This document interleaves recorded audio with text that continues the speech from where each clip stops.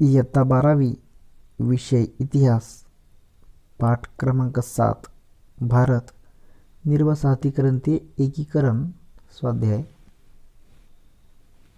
प्रश्न क्रमांक 1 दिलेल्या पर्यायांपैकी योग्य पर्याय निवडून पूर्ण विधाने पुन्हा लिहा. 1. गोवा येथे इसवी सन 1946 मध्ये डॅश यांच्या नेतृत्वाखाली सविनय कायदेभंगाचे आंदोलन झाले. पर्याय: doctor Ram Manohar Lohia, doctor T B. Cunha, doctor P P. Shirodkar, doctor Ram Hegde. उत्तर: गोवा येथे इसवी सन 1946 मध्ये डॉक्टर राम मनोहर लोहिया यांच्या नेतृत्वाखाली सविनय कायदेभंगाचे आंदोलन झाले. 2. हैदराबाद संस्थानाच्या मुक्तीलढ्याचे नेतृत्व डॅश यांनी समर्थपणे केले. पर्याय: राजा हरिसिंग, स्वामी रामानंद तीर्थ, पंडित महादेव शास्त्री जोशी, केशवराव जेधे. उत्तर: स्वामी रामानंद तीर्थ. हैदराबाद संस्थानाच्या मुक्तीलढ्याचे नेतृत्व स्वामी रामानंद तीर्थ यांनी समर्थपणे केले. 3. भारतामध्ये यांच्या प्रयत्नातून अनेक संस्थाने विलीन झाली. पर्याय: जयवंतराव टिळक, सरदार वल्लभभाई पटेल, पंडित जवाहरलाल नेहरू, डॉक्टर टी.बी. कुन्हा. उत्तर: सरदार वल्लभभाई पटेल. भारतामध्ये सरदार वल्लभभाई पटेल यांच्या प्रयत्नातून अनेक संस्थाने विलीन झाली.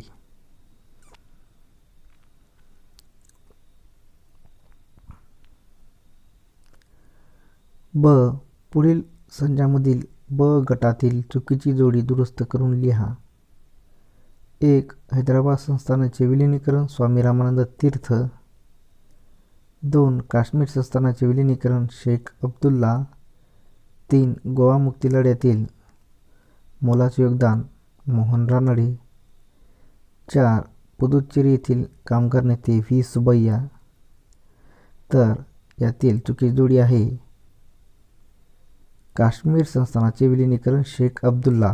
दुसऱ्या क्रमांकाची जोडी चुकीची आहे, तर त्या जागी योग्य जोडी असेल काश्मीर संस्थानाचे विलीनीकरण राजा हरिसिंग. प्रश्न क्रमांक 2.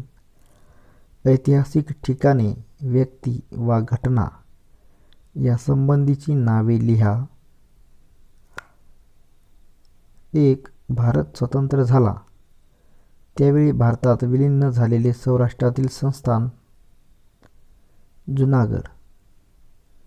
2. गोवा काँग्रेस कमिटीचे प्रमुख डॉक्टर टी.बी. कुन्हा. प्रश्न क्रमांक 3. पृष्ठ क्रमांक 56 वरील नकाशाचे निरीक्षण करून दिलेल्या प्रश्नांची उत्तरे लिहा. 1. भारताच्या वायव्य दिशेकडील राष्ट्र कोणते? उत्तर: पाकिस्तान. 2. भारतातील पोर्तुगीजांचे सत्ता केंद्रे कोणते? उत्तर: गोवा. 3. पूर्व किनारपट्टीवरील फ्रेंचांची सत्ता केंद्रे कोणती? उत्तर: चंद्रनगर, यानम, पुदुच्चेरी, कारिकल. 4. भारताच्या दक्षिणेस कोणते राष्ट्र आहे? उत्तर: श्रीलंका. प्रश्न क्रमांक 4. पुढील संकल्पना चित्र पूर्ण करा. गोवा मुक्ती लढ्यातील कार्यकर्ते doctor T B. Cunha, Purushottam Kakodkar, doctor Ram Hegde, Gopal Mayankar. प्रश्न क्रमांक 5. पुढील विधान सकारण स्पष्ट करा. 1. हैदराबाद संस्थान भारतात विलीन झाले. याचे उत्तर आहे निजामाच्या पाठिंब्याने स्थापन झालेल्या रझाकार संघटनेने हिंदू आणि मुस्लिम यांच्यावर अत्याचार केले. लोकशाही चळवळीला पाठिंबा देणाऱ्या प्रजेवर रझाकार संघटनेने अत्याचार केला. भारत सरकारने निजामाशी समोपचाराची बोलणी करण्याचा प्रयत्न केला आणि तो अयशस्वी ठरला. संस्थान पाकिस्तानात विलीन करण्याकडे त्यांचा कल होता. शेवटी निजामाविरुद्ध पोलीस कारवाई करून निजामाला शरण यायला भाग पडले आणि हैदराबाद संस्थान भारतात विलीन झाले. 2. पुदुच्चेरी हा केंद्रशासित प्रदेश बनला. उत्तर: पुदुच्चेरीमधील जनतेची आंदोलने आणि भारत सरकारची आग्रही मागणी यांच्यामुळे जून 1948 मध्ये फ्रान्स व भारत सरकारमध्ये करार होऊन पुदुच्चेरीच्या भारतातील विलिनीकरणाचा निर्णय घेण्यात आला. 13 ऑक्टोबर 1954 रोजी उभय सरकारमध्ये विलिनीकरणाची प्रक्रिया निश्चित झाली. विधिमंडळ व नगरपालिकांमध्ये विलिनीकरणाच्या बाजूने मतदान झाले. 1 नोव्हेंबर 1956 रोजी पुदुच्चेरीसह सर्व फ्रेंच वसाहतीचा भारताने ताबा घेतला. 1962 रोजी विलिनीकरणाच्या कराराला फ्रेंच संसदेने मान्यता दिली आणि 1963 मध्ये पुदुच्चेरी हा भारताचा केंद्रशासित प्रदेश बनला.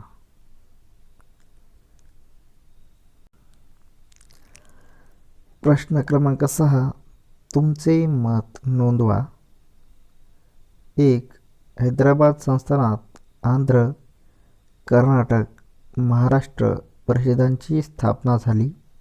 उत्तर: हैदराबाद संस्थान हे भारतातील सर्वात मोठे संस्थान होते. हैदराबाद संस्थानात तेलुगू, कन्नड, मराठी भाषिक प्रांतांचा समावेश होता. निजामाच्या एकतंत्री राजवट नागरी व राजकीय अधिकारांचा अभाव होता. आपले अधिकार आपल्याला मिळावेत अशी या सर्व भाषिकांची मागणी होती. यासाठी त्यांना संघटित होण्याची गरज भासू लागली.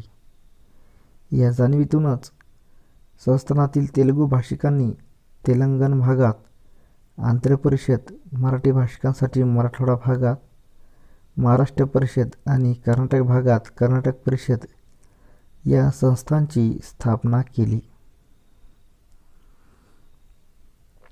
2.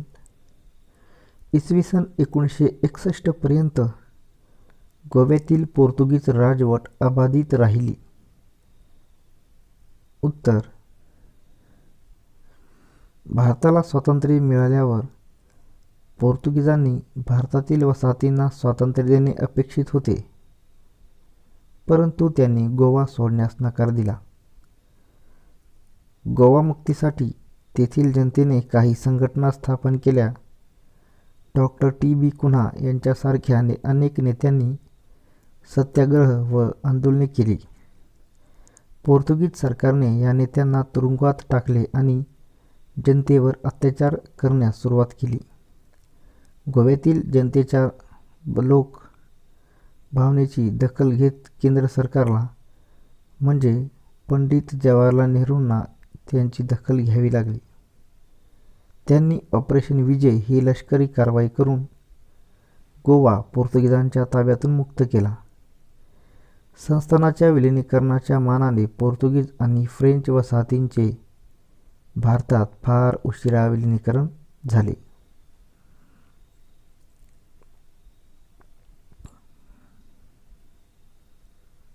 प्रकरण 8 जागतिक महायुद्धे आणि भारत यावरील स्वाध्याय. प्रश्न क्रमांक 1 दिलेल्या पर्यायांपैकी योग्य पर्याय निवडून पूर्ण विधाने पुन्हा लिहा. 1. ऑस्ट्रियाने सर्बियाविरुद्ध युद्ध पुकारले तेव्हा डॅश देश सर्बियाच्या मदतीला धावून गेला. पर्याय: जर्मनी, अमेरिका, हंगेरी, रशिया. उत्तर रशिया. ऑस्ट्रियाने सर्बियाविरुद्ध युद्ध पुकारले तेव्हा रशिया देश सर्बियाच्या मदतीला धावून गेला. 2. अमेरिकेने डॅश या शहरावर पहिला अणुबॉम्ब टाकला. पर्याय Nagasaki, Hiroshima, Pearl Harbor, Stalingrad.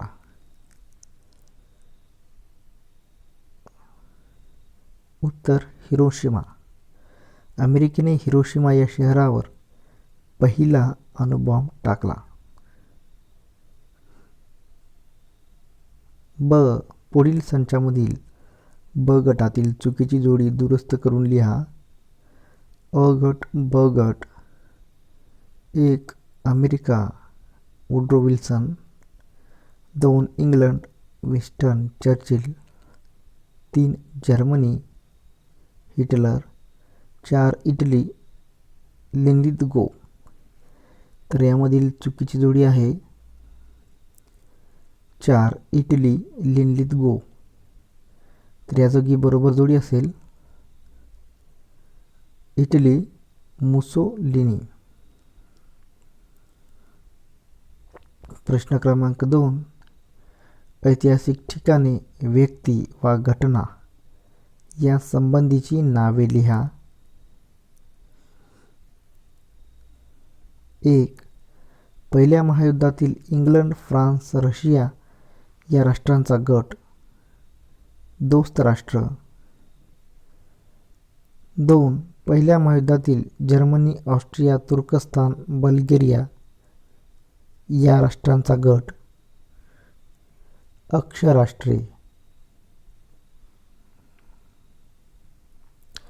प्रश्न क्रमांक 3. टिपा लिहा. 1. राष्ट्रसंघ. उत्तर पहिल्या महायुद्धाचे जगावर झालेले भयानक परिणाम पाहून असे युद्ध भविष्यात कधीही होऊ नये यासाठी उपाययोजना करायला हव्यात असे जगातील सर्व राष्ट्रांना वाटू लागले होते. शांतताप्रेमी व ध्येयवादी असलेले अमेरिकेचे तत्कालीन अध्यक्ष वुड्रो विल्सन यांनी जागतिक परिषदामध्ये आपला प्रस्ताव मांडला. या प्रस्तावाला सर्व प्रमुख राष्ट्रांनी मिळून एक संघटना असावी, राष्ट्रातील कलह समोपचाराच्या मार्गाने मिटवले जावेत अशी भूमिका मांडली. जगात शांतता प्रस्थापित व्हावी या हेतूने वुड्रो विल्सन यांच्या सूचनेप्रमाणे काही राष्ट्रांनी एकत्र येऊन ही जागतिक पातळीवरील संस्था अस्तित्वात आली. तिलाच राष्ट्रसंघ असे म्हणतात. 2. डॉक्टर कोटणीस. उत्तर 1937 साली जपानने चीनवर आक्रमण केले तेव्हा चीनने जखमी सैनिकांवर औषधोपचारासाठी डॉक्टरांची मदत मागितली. पंडित नेहरूंनी चीनमध्ये पाठवलेल्या डॉक्टरांमध्ये डॉक्टर द्वारकानाथ कोटणीस यांचा समावेश होता. डॉक्टर द्वारकानाथ कोटणीस यांनी जपानी आक्रमणाच्या काळाबरोबरच दुसऱ्या महायुद्धाच्या काळात चीनच्या जखमी सैनिकांची सेवा केली. आपल्या त्यागातून आणि समर्पण वृत्तीतून त्यांनी भारत व चीन या देशांत मैत्रीचे संबंध निर्माण केले. 5 वर्ष चीनी सैनिकांची सेवा करणाऱ्या डॉक्टर कोटणीसांचे 9 डिसेंबर 1942 रोजी प्लेगच्या साथीत चीनमध्येच निधन झाले. प्रश्न क्रमांक 4. पुढील विधाने सहकारण स्पष्ट करा. 1. भारताला दोन्ही महायुद्धामध्ये सहभागी व्हावे लागले. याचे कारण दोन्ही महायुद्धाच्या कालखंडात भारतात इंग्रजांची वसाहत होती. त्यामुळे भारताला स्वतंत्र निर्णय घेण्याचा अधिकार नव्हता. भारताची इच्छा असो वा नसो, इंग्लंडने भारताला युद्धात सक्तीने सहभागी करून घेतले. इंग्रजांना युद्धासाठी लागणारा पैसा, अन्नधान्य, कपडे, युद्धसामग्री अशा स्वरूपात भारताने युद्ध सहकार्य केले. दोन्ही महायुद्धाच्या काळात भारताने मोठ्या प्रमाणात आपले सैन्य युद्धभूमीवर पाठवले. भारताचे ना जर्मनीशी ना तुर्कस्तानशी युद्ध होते, परंतु इंग्लंडची वसाहत असल्याने भारताला दोन्ही महायुद्धात सहभागी व्हावे लागले.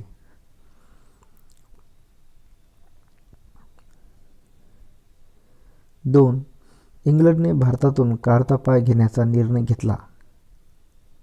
उत्तर: दुसऱ्या महायुद्धात इंग्लंडचा विजय झाला, तरीही युद्धामुळे इंग्लंडची आर्थिक आणि मनुष्यहानी प्रचंड प्रमाणात झाली.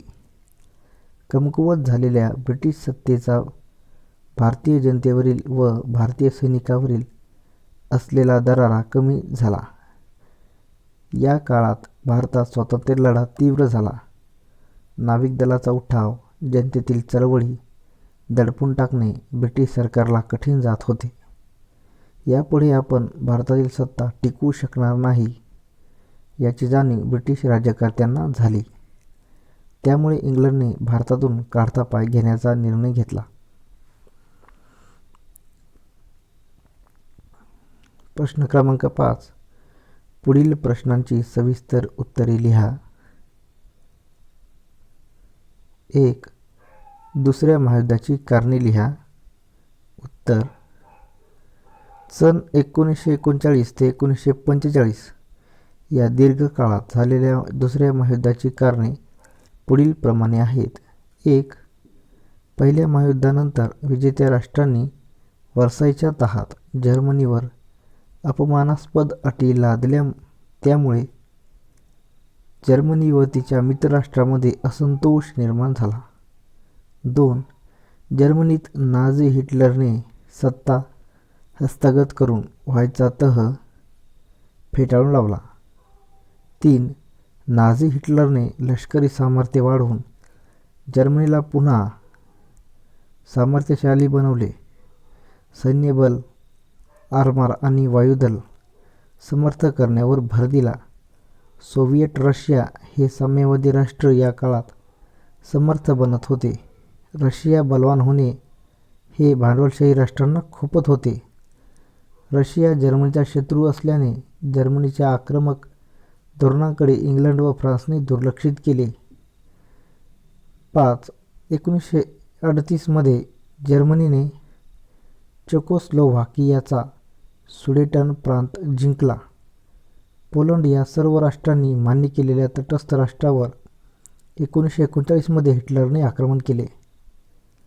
शांतता टिकवण्याच्या हेतूने निर्माण करण्यात आलेल्या राष्ट्रसंघाला आक्रमक राष्ट्रवाद व लष्करवाद यांना वेळीच आळा घालता आला नाही. जर्मनी, इटली, जपान या राष्ट्रांच्या आक्रमक धोरणाकडे राष्ट्रसंघाने दुर्लक्ष केले. पहिल्या महायुद्धानंतर युरोपात शस्त्रास्त्र निर्माण करण्याची स्पर्धा सुरू झाली. प्रत्येक राष्ट्र प्रगत विध्वंसक तयार करू लागल्याने युरोप दारुगोळ्यांनी भरलेले कोठार बनले. शस्त्रास्त्र वाढ, आक्रमक राष्ट्रांच्या कृतीकडे दुर्लक्ष, गटबाजीचे धोरण या कारणामुळे 1939 साली दुसरे महायुद्ध सुरू झाले. 2. भारतीय लोक राष्ट्रीय चळवळीत मोठ्या संख्येने का सामील झाले? उत्तर: पहिल्या महायुद्धात सहभागी होण्याचा आपल्याला भविष्यात फायदा होईल ही राष्ट्रीय सभेची आशा फोल ठरली.